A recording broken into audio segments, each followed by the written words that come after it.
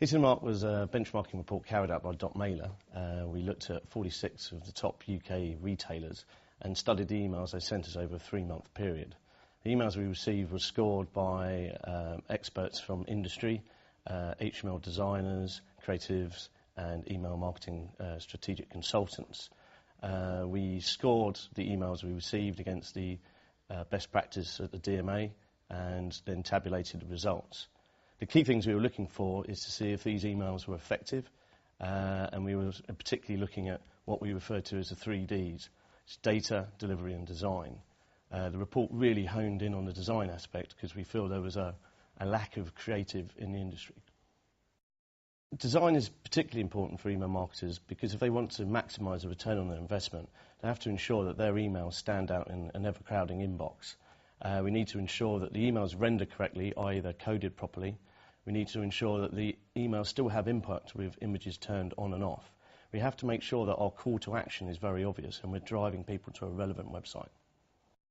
We carried out the study because we wanted to educate the marketers about the best practices for creative and technical elements of design.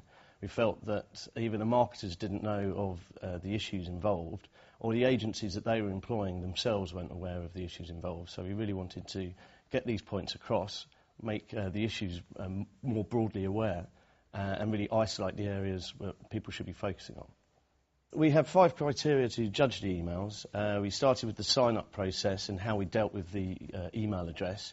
And that was through the complete life cycle where we looked at the unsubscribed and any viral aspects like tell a friend or social networking. We then looked at the technical aspects of design, so who was actually doing the design, how the email was constructed in terms of images and code, and then look at the content and the actual creative of the design as well. Finally, we looked at the link strategy, what links were being used and where we were driving people to. Was that relevant? Were the links obvious? And then we looked at the actual email creative and how much aspects of targeting were involved in the emails. The main findings of the report came up with the fact that the average score was 72%, but a third of the people that we studied didn't actually achieve over 70%. The top brands were people like Topshop, STA and Asda, and the lowest areas for scoring were evidence of targeting, where only 16% of people demonstrated that to us. There was very little in the way of campaign-specific design, which was at 29%, and a staggering amount of people, which 49%, didn't meet the minimum legal requirements. The main takeaways from the study, it was very interesting to see that even the top brands in the UK with the biggest budgets still had a lot of room for improvement. And those key areas for improvement were the creative design themselves, making the call to action obvious, doing some targeting, or what we refer to as narrowcasting.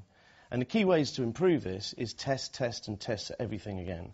Overcome that fear of failure. We have so many metrics in email, it's possible to continually test each aspect. I always use this analogy of skiing.